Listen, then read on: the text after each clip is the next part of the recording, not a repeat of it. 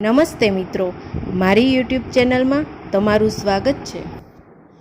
રાધિકાના પગ ઝડપથી ઘરની સીડી ચડી રહ્યા હતા.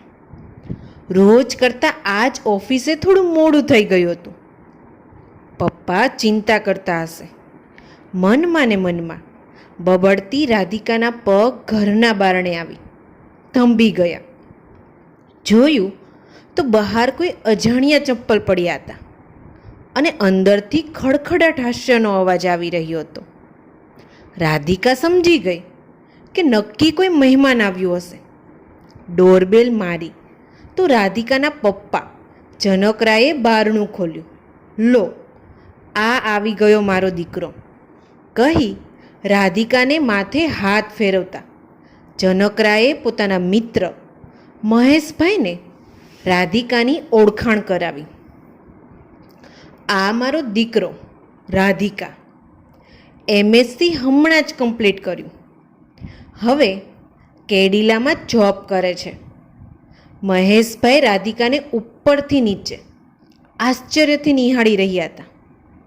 રાધિકાએ મહેશભાઈને જય શ્રી કૃષ્ણ કહ્યું અને હું હમણાં ફ્રેશ થઈને આવું અંકલ, કહી પોતાના રૂમમાં ચાલી ગઈ.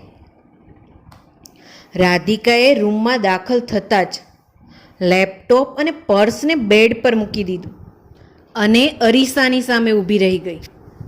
આ જ રાધિકાનો નિત્યક્રમ હતો. અરીસાની સામે ઊભી રહી પોતાના અસ્તિત્વને શોધતી રહેતી. પોતાના સુંદર સિલ્કી વાળ ક્યારેય કાનથી નીચે લંબાયા જ નહીં. ચહેરા પર ક્યારેય બિંદીએ જગ્યા લીધી જ નહીં. કાજલ વગરની સૂની આંખો જાણે કે કોઈ વૈરાગ્યનો પરિચય આપતી હતી. યુવાન શરીર પર ક્યારેય લજ્જાના ઘરેણા સમી ચૂંદડી ઓઢી જ ન હતી. રાધિકાનો વોર્ડરોબ ફોર્મલ શર્ટ અને પેન્ટ, જીન્સ ટી શર્ટથી ખચોખચ હતો. સ્ત્રી શણગાર સમી એક બંગડી પણ એના વોર્ડરોબમાં શોધે જ નહીં જડે. આજે મહેશભાઈની આશ્ચર્યભરી નજર તેણે ઓળખી લીધી હતી. આવી જ કુતૂહલભરી નજરોનો એ બાળપણથી જ સામનો કરતી આવતી હતી. કંઈ કેટલાય બહેનપણીઓ, પડોશીઓ, સગા વહાલાઓ દ્વારા પૂછાયેલો સવાલ, તું આવી રીતે કેમ રહે છે રાધિકા? આ સવાલના જવાબમાં રાધિકાનો એક જ જવાબ, મારા પપ્પાને ગમે છે એટલે. વાસ્તવમાં જનકરાયની પત્ની વસુંધરાબેન જ્યારે ગર્ભવતી હતા ત્યારે જનકરાયની દીકરાની ઈચ્છા જોર પકડી રહી હતી. ઘણી બધી બાધા માનતાઓ માની હોવા છતાં ઈશ્વરે જનકરાયને પુત્રીધન જ આપ્યું. જનકરાયે પણ હજુ હથિયાર મૂક્યા ન હતા. બીજા સંતાન સ્વરૂપે ઈશ્વર જરૂર કૃપા કરશે એમ મનને મજબૂત કર્યું, પણ આ ઈચ્છા અધૂરી જ રહી ગઈ. વસુંધરાબેન 2 વર્ષની રાધિકાને મૂકી સ્વર્ગ સીધાવી ગયા. જનકરાયને પત્નીના અવસાનથી આઘાત લાગ્યો. સગા વહાલા મિત્રોએ તેમને એકલવાયા જીવન માટે જીવન સાથી અને રાધિકા માટે માતાની અનિવાર્યતા સમજાવી, બીજા લગ્ન કરી લેવા માટે સલાહ આપી. પણ જનકરાય વહાલ સોઈ પત્નીની જગ્યા કોઈને આપવા ઈચ્છતા ન હતા. હા, એમની દીકરાની ઘેલછા પૂરી કરવા માટે એક ઈલાજ એમણે શોધી લીધો હતો. રાધિકાને જ દીકરાની જેમ ઉછેરવી, તેની રહેણી કહેણી, પહેર ઓઢ બધું જ એક દીકરા જેવું. રાધિકા જેમ જેમ મોટી થતી ગઈ તેમ તેમ તેની અંદરની સ્ત્રી તેને ઝંઝોડવા લાગી. અન્ય છોકરીઓ કરતાં તે અલગ કેમ? પપ્પા તેને દીકરો કેમ કહે છે, દીકરી કેમ નહીં? કરાટે શીખવું જરૂરી છે, પણ નૃત્ય કેમ નથી કરવા દેતા? એકવાર રાધિકાના ફોઈ તેના ઘરે રહેવા આવ્યા. 12 વર્ષની રાધિકાને ત્યારે ફોઈ દ્વારા જાણવા મળ્યું કે પપ્પાને દીકરાની કેટલી ઘેલછા હતી. બસ એ દિવસથી જ રાધિકાના મનના બધા સવાલોને પૂર્ણ વિરામ લાગી ગયું. પપ્પાને ગમે એટલે એ તેના મનના ઉદ્રેકને શાંત કરતો જવાબ બની ગયો. રાધિકાનું જીવન તેના પપ્પાની આસપાસ જ સીમિત હતું. 24 વર્ષની રાધિકાને કોઈ જ અન્ય પુરુષનું આકર્ષણ ન હતું કે રાધિકાની આસપાસ રહેતા પુરુષની નજર તેના તરફ આકર્ષાઈ નહોતી. આજે જનકરાયની પત્નીનું શ્રાદ્ધ હતું. ઘરમાં પૂજા તથા બ્રહ્મભોજ રાખવામાં આવ્યો હતો. રાધિકાએ પણ ઓફિસમાં રજા લીધી હતી. સવારથી તૈયારીઓમાં લાગી હતી. પૂજા વિધિ પૂર્ણ થઈ ગઈ. સાંજે નવરી પડી રાધિકા સ્વર્ગવાસી મમ્મીનો ફોટો આલ્બમ જોઈ રહી હતી. જનકરાયે પાછળથી આવી એ જોયું. તેમની આંખો પણ ભીની બની. એવામાં અચાનક જનકરાય પીડાથી બેભાન થઈ ગયા. રાધિકાએ એમ્બ્યુલન્સ બોલાવી. થોડા સમય પછી જનકરાય ભાનમાં આવ્યા તો તેઓ હોસ્પિટલમાં હતા. સામે રાધિકા અને ડૉક્ટર માધવ સાને ઊભેલા જોયા. ડૉક્ટર માધવે સ્માઇલ સાથે જનકરાયની સામે જોઈ પૂછ્યું, હવે કેવું લાગે છે અંકલ? બેટર. જનકરાયે જવાબમાં માથું ધૂણાવ્યું. ડૉક્ટરે નર્સને બોલાવી કેટલીક સૂચના આપી અને જતાં જતાં રાધિકાને કહ્યું કે તમે મારી કેબિનમાં આવો. રાધિકા પપ્પા સામે રાહતજનક સ્મિત આપી ડૉક્ટરની કેબિન તરફ ગઈ. કેબિનમાં પ્રવેશતા જ રાધિકાએ ડૉક્ટરને અધીરાઈથી પૂછ્યું, એનીથિંગ સિરિયસ? પ્લીઝ બેસો બેસો.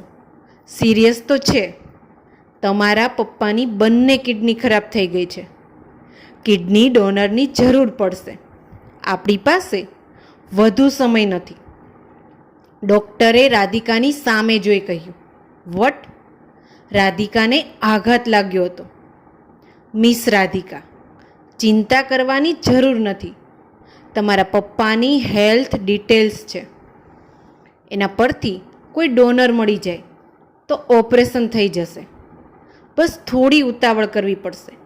ડૉક્ટરે રાધિકાને શાંત પાડતા કહ્યું. ઓકે ડૉક્ટર, એના માટે જે પણ પ્રોસિજર કરવી પડે તે કરો.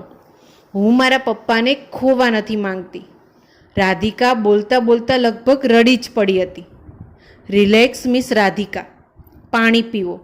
આપણે બનતો ટ્રાય કરીશું, ડૉક્ટરે સાંત્વના આપતા કહ્યું. સમય વીતવા લાગ્યો હતો પણ કોઈ રીતે ડોનરનો મેળ પડતો નહોતો. રાધિકા બનતી કોશિશ કરી રહી હતી. ડૉક્ટર માધવ પણ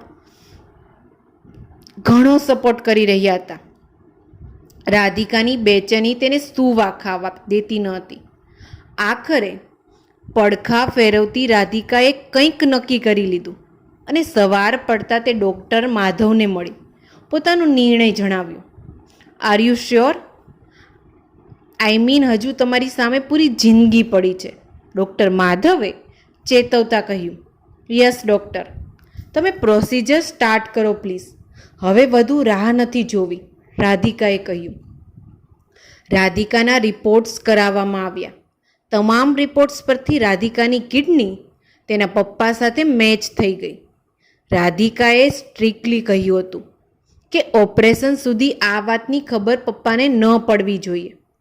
ઓપરેશનનો દિવસ નક્કી થયો. રાધિકાની એક કિડની કાઢી લેવામાં આવી અને જનકરાયમાં ટ્રાન્સફર કરવામાં આવી. રાધિકા સ્વસ્થ થવા લાગી હતી અને જનકરાયને નવું જીવન મળ્યું હતું. જનકરાય સાજા થયા એટલે તેમને ડિસ્ચાર્જ કરવામાં આવ્યો. ઘરે આવીને જનકરાયે કિડની ડોનર વિશે પૂછપરછ કરી પણ રાધિકાએ ગોળ ગોળ ઉત્તર વાળ્યો. ડોનર વિશે જાણવાની કુતૂહલતા જનકરાયને પજવી રહી હતી. અચાનક ડૉક્ટર માધવ યાદ આવતા તેમણે તેમને કોન્ટેક્ટ કર્યો. રાધિકા ઓફિસથી આવી તો પપ્પા હોલમાં નહોતા. કામવાળીને પૂછ્યું તો તેણે જણાવ્યું કે તેઓ રૂમમાં છે. રાધિકા અધીરાઈથી પપ્પાના રૂમમાં ગઈ. જનકરાય પત્નીના ફોટાને છાતી સરસો ચાંપી રડી રહ્યા હતા. પપ્પા, શું થયું પપ્પા? રાધિકા જનકરાયને છાના રાખવાના પ્રયત્ન કરી રહી હતી. આજે તારી મમ્મીની બહુ યાદ આવે છે. એક સમય હતો જ્યારે અમે તને જન્મ દીધો. આજે તે મને જન્મ દીધો બેટા, મારા દીકરા. મને કિડની ડોનર વિશે બધી માહિતી મળી ગઈ છે. રાધિકા સમજી ગઈ કે પપ્પાને બધી જ ખબર પડી ગઈ છે. મારો દીકરો મારા માટે પોતાના જીવનની પરવાહ ન કરી. આજે પણ જનકરાયે રાધિકાને દીકરી નહીં પણ દીકરો જ કહ્યું. રાધિકાની પપ્પાના મુખે દીકરી સાંભળવાની ઝંખના મનમાં જ રહી ગઈ. હવે રાધિકાએ કોઈ જ આશા વગર પપ્પાની સેવામાં પોતાને ઓતપ્રોત કરી દીધી. આજે જનકરાયનો જન્મદિવસ હતો. ઘણા દિવસો પછી ઘરમાં આનંદનું વાતાવરણ હતું. રાધિકાએ પણ આ આનંદની પળોને યાદગાર બનાવવા ઘરમાં નાની પાર્ટી રાખી હતી. પાર્ટીમાં જનકરાયના મિત્રો અને રાધિકાના મિત્રોએ હાજરી આપી હતી. આ મિત્રોમાં આજે ડૉક્ટર માધવનો ઉમેરો થયો હતો. હંમેશા ચિંતાતુર ચહેરા પાછળ ખિલખિલાટ હાસ્ય રાધિકાને કોઈ પણ આભૂષણ વગર આકર્ષક બનાવી રહ્યું હતું. ડૉક્ટર માધવની નજર ચૂપકેથી રાધિકાને નિહાળી રહી હતી. બીજે દિવસે રાધિકાના ફોનની રિંગ વાગી. કોલર આઈડી પર ડૉક્ટર માધવનું નામ હતું. રાધિકાને લાગ્યું કે પપ્પાની કોઈ દવા માટે વાત કરવી હશે. તેણે ફોન ઉપાડ્યો. Hello miss Radhika. Yes sir. પપ્પાની તબિયત સારી છે? કંઈ મેડિસિનમાં ચેન્જીસ કરવાના છે? હું કાલે મળી જઈશ. ના ના રાધિકા, તમારા પપ્પા વિશે નહીં, મારે આપણા વિશે કંઈક કહેવું છે. તમે મારી સાથે કોફી પીવા આવશો? રાધિકાને ડૉક્ટરની વાત સાંભળી ખૂબ નવાઈ લાગી, પણ પપ્પાના ઓપરેશન ટાઈમે મળેલા તેમના સપોર્ટને કારણે તે ડૉક્ટરની વાતને નકારી ન શકી. રાધિકા કોફી શોપ પર પહોંચી. ડૉક્ટર માધવ પહેલાં જ ત્યાં રાહ જોઈ રહ્યા હતા. રાધિકાને જોઈ તેમણે સ્માઇલ આપી. થોડી ફોર્મલ વાત થઈ એ પછી ડૉક્ટર માધવે રાધિકા તરફ જોઈ કહ્યું, Radhika, I like you. I mean I love you. હું તારી સાથે. સોરી, મને કંઈક કામ યાદ આવી ગયું, મારે જવું જોશે. રાધિકા ડૉક્ટર માધવની વાત કાપી નાખતા ઊભી થઈ ગઈ. ડૉક્ટર માધવને સમજાઈ ગયું કે રાધિકા આ માટે તૈયાર ન હતી. તેમણે કંઈ જ કહ્યા વગર રાધિકાને જવા દીધી. રાધિકાએ આજે બરાબર ડિનર પણ ન કર્યું. પપ્પાને દવા આપી તેણે રૂમમાં જઈ બેડ પર લંબાવ્યું. વિચારોમાં પડખા ઘસતી રહી. ત્યાં મોબાઈલમાં રિંગ વાગી. ડૉક્ટર માધવનો કોલ હતો. હેલો રાધિકા, સોરી, મારી કોઈ વાતથી જો તમને ખરાબ લાગ્યું હોય તો મારે આમ અચાનક તમને કહેવું જોઈતું નહોતું. તમારા મનમાં મારા મનમાં કોઈ જ નથી અને કોઈ આવશે પણ નહીં. હું મારા પપ્પાનો દીકરો છું, દીકરી નહીં. મારા પપ્પા માટે હું એક ટેકો, એક લાકડી છું. પાનેતર અને મહેંદી મારા ભાગ્યમાં નથી. એટલે મારા માટે તમારા મનમાં જે લાગણીઓ છે તેને અહીં જ તિલાંજલિ આપી દો. ડૉક્ટર માધવ કહી રાધિકાએ ફોન કટ કરી નાખ્યો. મોડી રાત સુધી ઊંઘ ના આવવાને કારણે રાધિકાની સવાર આજ મોડી પડી હતી. આંખો ખુલતા જ સામે પપ્પાને જોતા રાધિકાને આશ્ચર્ય થયું. ચાલ બેટા, જલ્દી તૈયાર થઈ જા, આજે મારા મિત્ર આવવાના છે.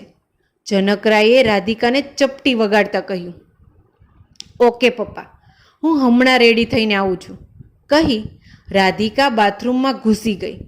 બહાર નીકળી તો બેડ પર એક સુંદર વ્હાઇટ એન્ડ પિંક કલરના સલવાર કમીઝ અને બિંદીનું પેકેટ હતા. બાજુમાં ચિઠ્ઠી હતી જેમાં લખ્યું હતું, મારી દીકરીને તેના પપ્પા તરફથી. રાધિકાની આંખો દીકરી શબ્દ પર જ અટકી ગઈ હતી. આંખમાંથી આંસુ સરી પડ્યા હતા. કેટલી વાર બેટા? પપ્પાનો અવાજ સાંભળતા જ રાધિકા જાણે ભાનમાં આવી.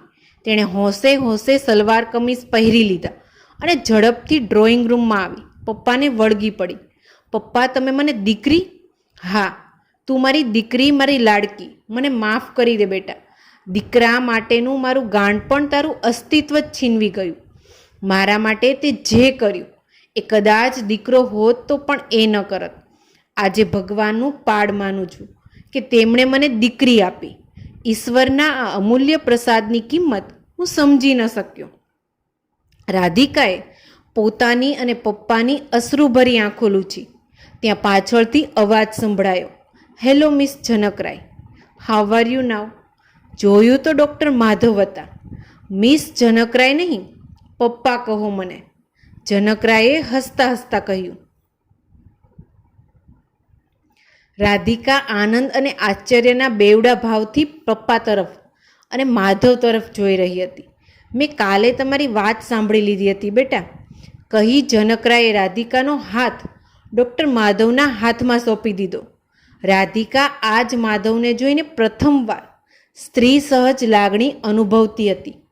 બે હૈયા મનોમન એકબીજાને 7 જન્મોના સાથનું વચન આપી રહ્યા હતા. મિત્રો, તમને મારી આ સ્ટોરી ગમી હોય તો કમેન્ટ બોક્સમાં જરૂરથી બતાવજો. આવી જ સરસ સ્ટોરી સાંભળવા માટે મારી આ ચેનલને લાઇક, શેર અને સબસ્ક્રાઈબ કરો. Thank you so much.